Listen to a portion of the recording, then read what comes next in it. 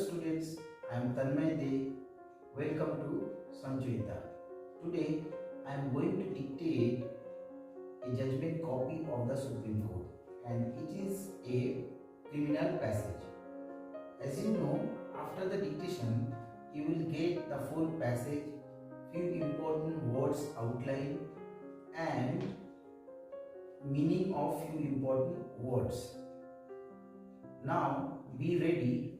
I will start my dictation after the countdown of 5.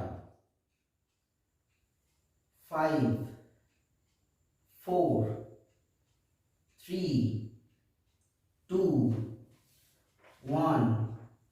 Start. Confessions may be divided into two classes, that is judicial and extrajudicial.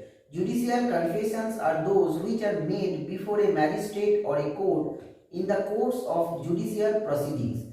Extrajudicial confessions are those which are made by a party elsewhere than before a magistrate or court.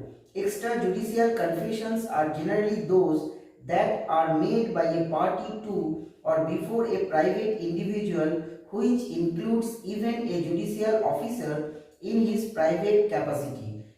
It also includes a magistrate who is not especially empowered to record confessions under section 164 of the Code of Criminal Procedure 1973 within bracket for short the within single quote code decode bracket close, or a magistrate so empowered but receiving the confession at a stage when section 164 of the code does not apply. As to extrajudicial confessions, two questions arise. One, were they made voluntarily? And two, are they true? Within single quote, as the section enacts, a confession made by an accused person is irrelevant in criminal proceedings if the making of the confession appears to the court to have been caused by any inducement, threat, or promise. Point number 1, having reference to the charge against the accused person. Point number 2, proceeding from a person in authority. And point number 3, sufficient in the opinion of the court to give the accused person grounds which would appear to him reasonable for supposing that by making it he would gain any advantage, or reasonable for supposing that by making it he would gain any advantage or void any evil of a temporal nature in reference to the proceedings against him. It follows that a confession would be voluntary if it is made by the accused in a fit state of mind, and if it is not caused by any inducement, threat, or promise which has reference to the charge against him proceeding from a person in authority.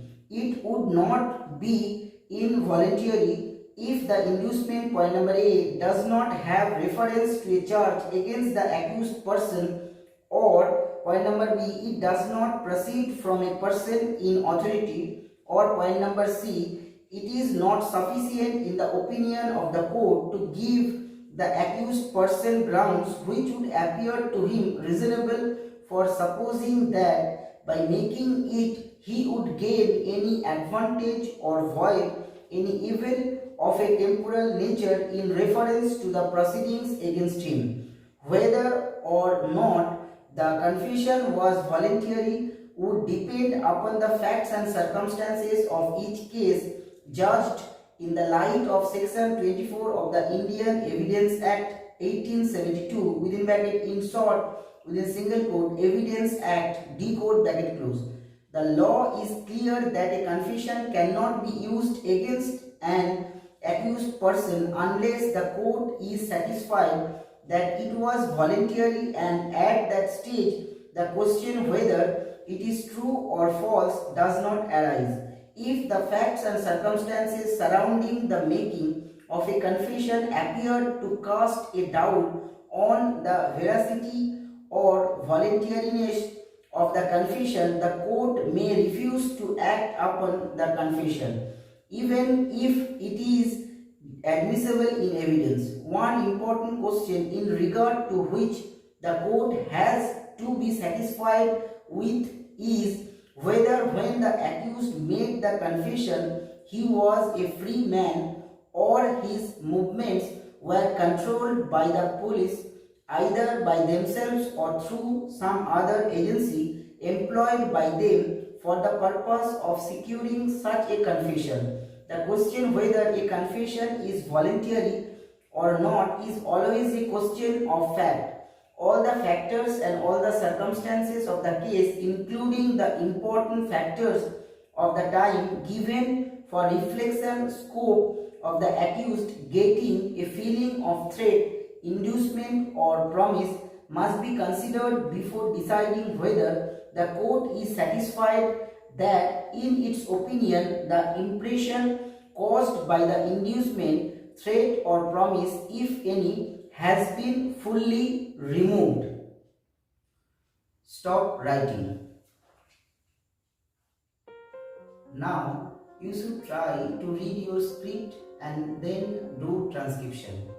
Through this process, you can improve your speed and accuracy in stenography. Now I am showing you the important words outline and the full passage. After practicing this outline, you can take this dictation once or twice. Through this process, you can improve your speed in stenography. Now, I am showing you few important words meaning. You can write down this meaning which will help you in your written exam. Now the full passage. This is part 1.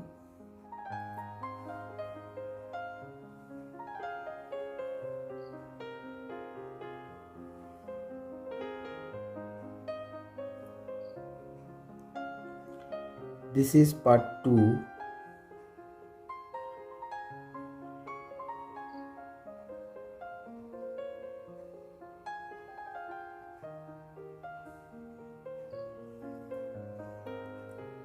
This is part 3.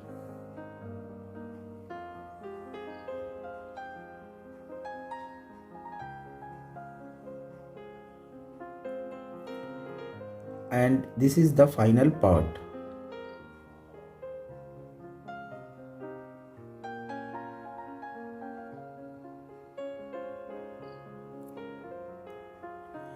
Thanks very much for watching.